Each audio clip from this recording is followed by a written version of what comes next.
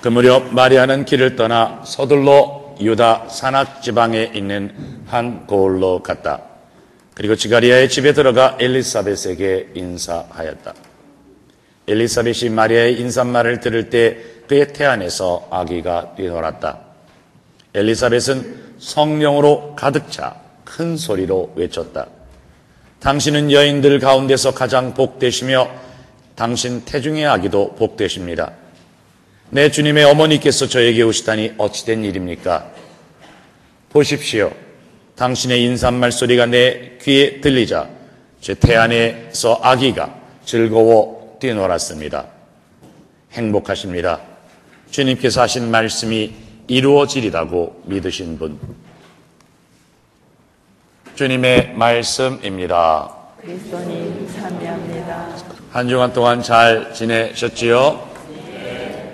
올 겨울은 참 따뜻합니다. 그렇죠? 네. 오케이. 오늘 복음 말씀에는 두 여자의 이야기가 나옵니다. 두 복 많은 여자, 복부인의 이야기입니다. 세상의 눈으로 보면, 엘리사벳의 경우 세상의 눈으로 보면 정말 평생을 아기를 못 낳는 여자라고 욕을 먹다가 늦지막한 나이에 아기를 가지게 되어서 정말로 이제 모든 이런 불안을 떨쳐버리고 가슴 펴고 살게 된 이야기, 가슴 펴고 살게 된 복부인의 이야기이고, 또 다른 여인은 어린 나이에 남자랑 살기 전에 아기를 잉태하여 자칫 잘못하면 돌멩이에 맞아 죽어야 하는 운명을 지닌 또 다른 복 많은 복부인의 이야기입니다. 그러나 이 이야기 안에는 숨겨진 것들이 참 많습니다. 엘리사벳과 마리아, 두 사람의 만남은 이렇게 평범한 만남으로 우리에게 다가옵니다. 그러네 이 평범한 안에 우리는 무언가 루카복음사가가 이야기하려는 것이 있습니다. 특별히 루카복음사가는 서로 다른 상황들을 이야기하면서 거기에서 하느님을 유추해내도록 특별히 예수님의 잉태 전의 이야기를 통해서 그렇게 많은 이야기를 합니다. 엘리사벳이 늙었습니까? 젊었습니까? 늙었어요. 마리아는? 젊었어요. 그렇게 서로 이렇게 극명한 대조를 보이면서 아무것도 아닌 것 같지만 극명한 대조를 보이면서 우리에게 무언가를 얘기합니다. 여기서 우리는 구약과 신약의 만남을 봅니다. 구약, 오래된 약속. 이 오래된 약속이 이제 새로운 약속과 희망으로 넘어가는 전환점을 봅니다. 그래서 두 사람의 만남은 실로 하느님께서 미리 준비하신 것임을 알게 합니다. 주님의 오심이, 즉 예수님의 탄생이 구약에서 신약으로 바뀌는 전환점이었던 것처럼 두 사람의 만남 안에서 우리는 구약과 신약이 동떨어져 있는 것이 아니라 하느님의 은총 안에서 주어져 있음을 봅니다. 여러분들 삶 안에서도 마찬가지일 겁니다. 여러분들 삶에서 정말 이런 것은 없었으면 좋겠다 하는 게 있습니까? 없습니까? 있습니까? 없습니까? 근데 이 나이 먹은 사람은 자랑스럽게 있어요 그러는데, 제가 어저께 토요일 날 미사하면서 젊은 애들한테 이런 건 없었으면 좋겠다 하는 게 있습니까? 그랬더니 얘기를 안 하더라고요. 있으면서도 창피해서. 그래요. 그러나 우리 삶 안에서 정말 이런 것이 없었으면 좋겠다 하는 것들을 포함해서 그것이 바로 우리 자신인 겁니다. 그것을 빼면 우리는 우리 자신이 못 될 겁니다. 자, 우리가 바라볼 것은 그것뿐만이 아닙니다. 엘리사벳의 태중에 있는 아기는 누구였습니까? 요한이 누굽니까? 구약의 마지막 예언자였습니다. 그리고 마리아 태중에 있는 아기는 누구였습니까? 예수님, 즉 그 구약의 약속을 이루어줄 구세주.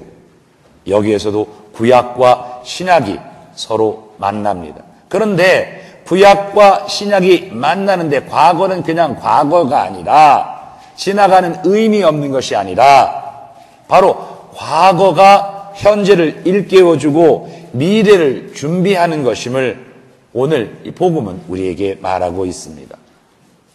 아까도 말씀을 드렸습니다만 우리의 과거 안에서 정말 없으면 좋겠다 하는 그 일까지를 포함한 것이 우리 자신인 것처럼 그 안에서 우리는 현재를 보고 또 미래를 설계합니다.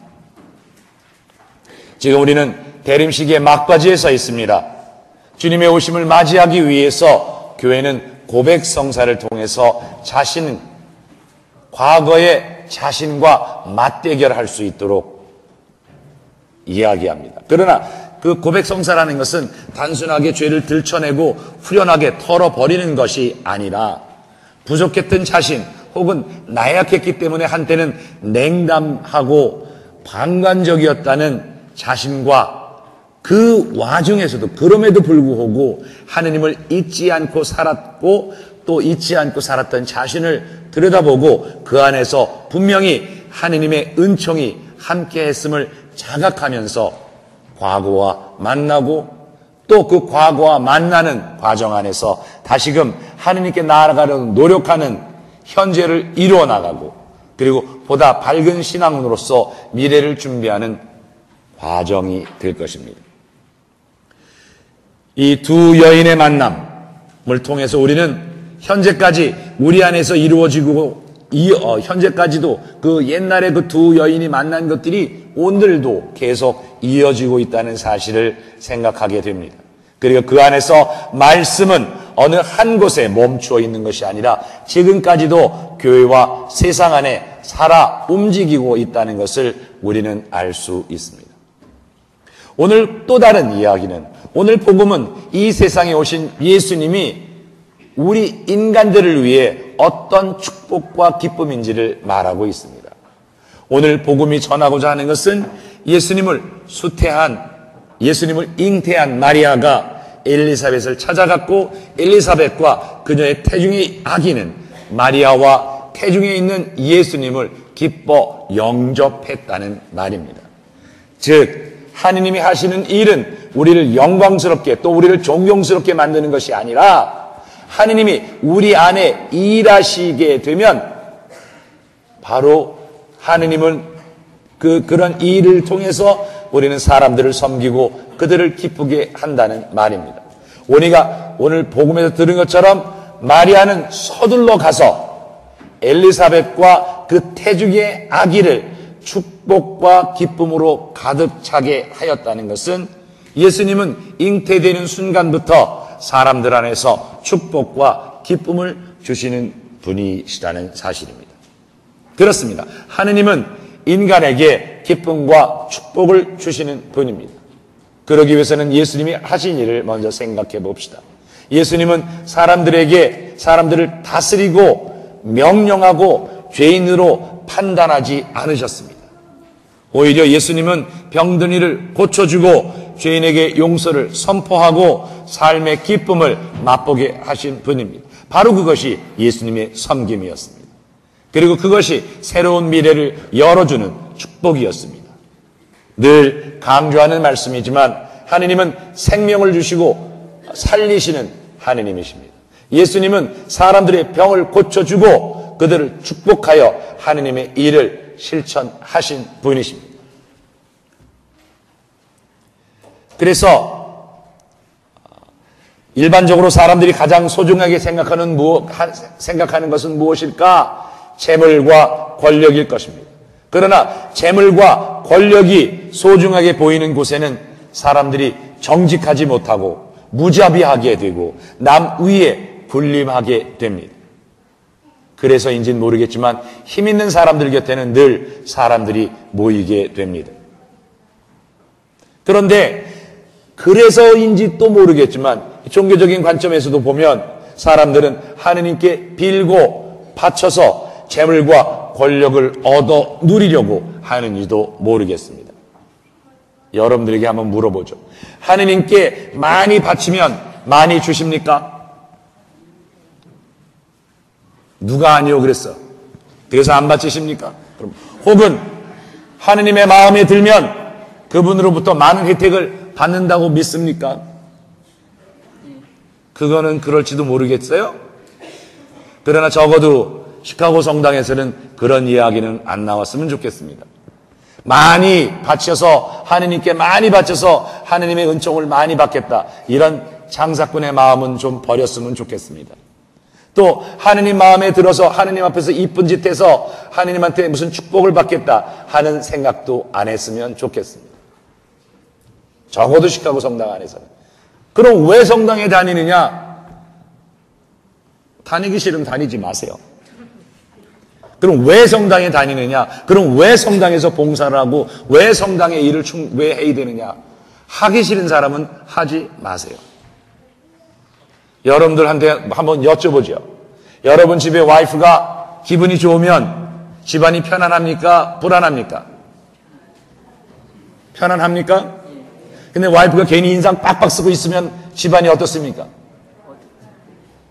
불안합니다. 그렇죠? 그래서 와이프를 기쁘게 해주는 게 뭡니까? 와이프를 기쁘게 해주는 게 집안을 편안하게 하는 겁니다. 그렇죠? 근데 매일 와이프 윽박 지르고 소리치고 그러면 그 집이 편안합니까? 그래서 지혜로운 남편은 와이프에게 소리치고 싶어도, 그러니까 저는 장가를 못 갔어요. 소리를 막 쳐서. 소리치고 막 시키고 윽박 지르고 싶어도 그렇게 하면 돌아올 게 뻔하니까 참고 와이프를 기쁘게 합니다. 그렇습니까? 그래요? 그게 지혜로운 사람이에요. 그래서 이기는 게 아니에요. 이기는 게 아닙니다. 지는 것 같아도 그것이 자기를 기쁘게 하고 가정을 기쁘게 하기에 그렇게 살아가는 것이 지혜로운 것입니다. 무슨 말을 하는 거냐 보면은, 무슨 말을 하는 것이냐 보면, 그래서 하느님께 또 우리가 이 희생을 하고 봉사를 하고 살아가는 것은 하기 싫은 걸 억지로 하라는 것이 아니라 참으로 지혜로운 사람들이 내 삶을 기쁘게 살기 위해서, 내 기쁨을 표현하기 위해서 성당에서 봉사하고 기쁨을 살아가는 겁니다. 그 기쁨을 살아갈 때 사람들은 그 기쁨을 통해서 우리는 더 큰 기쁨을 나누게 되는 겁니다. 한 예로 여러분들이 여기 보는 이 구유, 꽃꽂이 이뻐요, 안 이뻐요? 이쁜데 여러분들 그냥 가만히 앉아서 보니까 이쁘죠? 하는 사람은 이쁘겠어요, 안 이쁘겠어요? 지겹겠죠. 그러나 봉사로 참 기쁨으로 하게 된다면, 이렇게 함으로써 사람들이 참으로 기쁨으로 사람들을 맞아들일 수 있다면 얼마나 아름다운 일이겠습니까? 저 바깥에 크리스마스 트리, 이번에 큰 트리를 만들어서 엄청나게 힘들었습니다. 여자분들이 사다리 타고 올라가서 거기다 다 데코레이션 했습니다. 그 다음에 불 바꾸느라고 그 위험한 곳에 사다리 올라타고 추운 겨울에 올라가서 공사했습니다.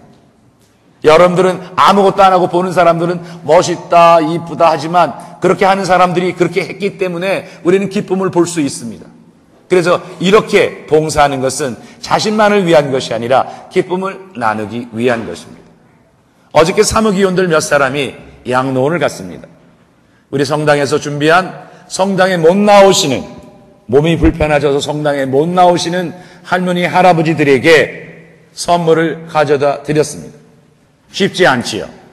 왜냐하면 그 노인 아파트에 가면 노인 할머니들이 그냥 자리에만 있는 게 아니에요.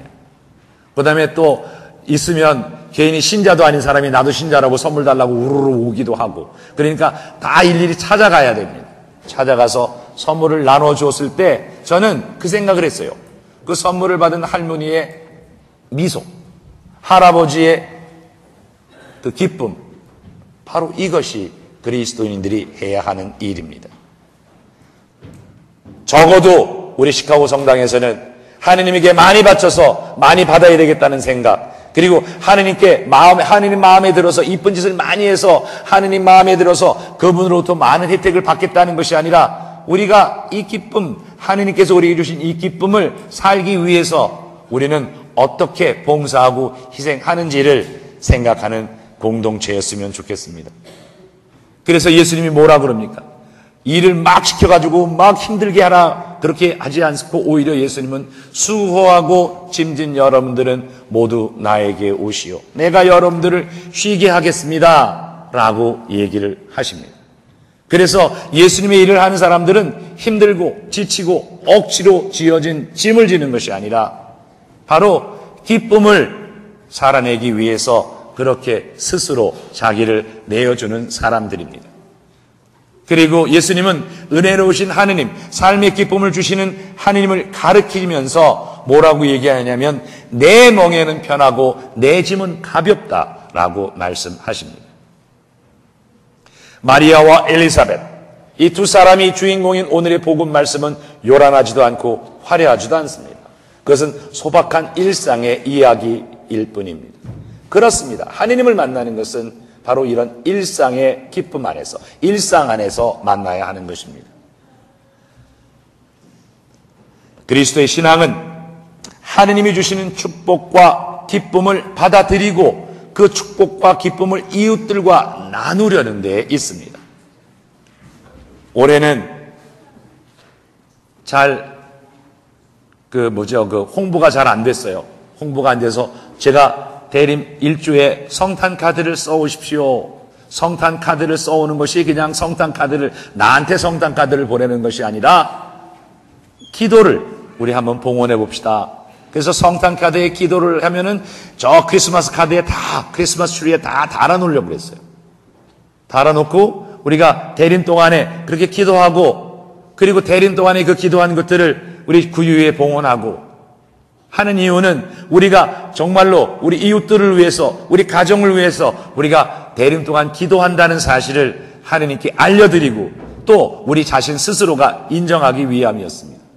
그리고 성탄 때, 이제 크리스마스 이브 때 우리가 구유 예절할 때 예물 봉헌이 있다고 그랬습니다. 애금 봉헌이라고 그랬습니다. 그러니까 어떤 사람은 왜 신부님은 때만 되면 이렇게 돈만 걷느냐고 얘기를 하시는데 그거 내가 가질 거 아닙니다. 그래서 우리가 애금을 하면 그 애금을 가지고 우리가 가난한 사람들에게, 꼭 필요한 사람들에게 나눠주는 것, 즉 우리의 기쁨을 이웃들과 함께 나누려 하는 데 있습니다. 그리스도의 신앙은 그저 말로만 사랑한다는 것이 아니라 우리의 행동으로 사랑이 드러나야 하기 때문입니다. 여기 앉아서 지금 그러면 24일 날은 오지 말아야 되겠다, 25일 날 오면 되겠지 라고 생각하시는 분이 있을까 봐 25일 날도 계속 애긍하면 놓겠습니다. 여러분들만 머리 좋은 게 아니라 저도 머리가 있습니다. 그래서 그리스도의 신앙은 하느님이 주시는 축복과 기쁨을 받아들이고 이웃들과 그것을 나누려는 우리의 실제적인 행동과 연결되어야 합니다. 예수님은 잉태되는 순간부터 축복이었고 기쁨이었다는 사실을 오늘 복음은 말하고 있습니다. 하느님은 우리의 이론의 대상도 아니고 하느님은 높은 옥자에서 우리를 내려다보시면서 우리를 지배하시는 분도 아니십니다. 하느님은 우리 삶 안에서 축복과 기쁨으로 살아 계십니다. 그분을 이웃과, 제가 지난주에 이 세상은 하느님께서 우리에게 초대한 잔치라고 말씀을 드렸는데 그 잔치에 들어가 보니 잔치에는 다 기쁜 사람만 있는 것이 아니라 슬퍼하는 사람, 우는 사람, 힘들어하는 사람, 아픈 사람이 있다고 말씀을 드렸습니다. 그래서 그 잔치가, 하느님께서 우리를 초대한 그 잔치가 참으로 기쁜 잔치가 되려면 우리가 어떻게 하는지를 말씀을 드렸습니다. 같은 맥락에서 보면 이렇게 우리가 초대받은 잔치가, 이웃과 나누는 잔치가 참 기쁜 잔치가 되게 하려는 것, 그것이 우리가 믿는 그리스도 신앙인 것입니다. 이제 4일, 5일 남았습니다. 우리는 이 4일, 5일 동안에 우리는 그리스도의 오심을 어떻게 준비하겠습니까? 저는 그렇게 말씀드리고 싶습니다. 오늘부터 그리스도 오시는 날까지라도 적어도 하루에 한 번 이상은 의도적으로 사랑을 실천하고 의도적으로 희생을 실천하고 의도적으로 봉사를 실천함으로써 그분의 오심을, 즉 그 기쁨과 축복을 함께 나누는 공동체가 되었으면 합니다. 그래서 우리 모두가 그리스도의 오심이 그저 우리만의 축제가 아니라 세상의 축제, 참 하느님의 축제가 될 수 있도록 기쁨과 축복을 나누는 성탄이 되도록 우리도 열심히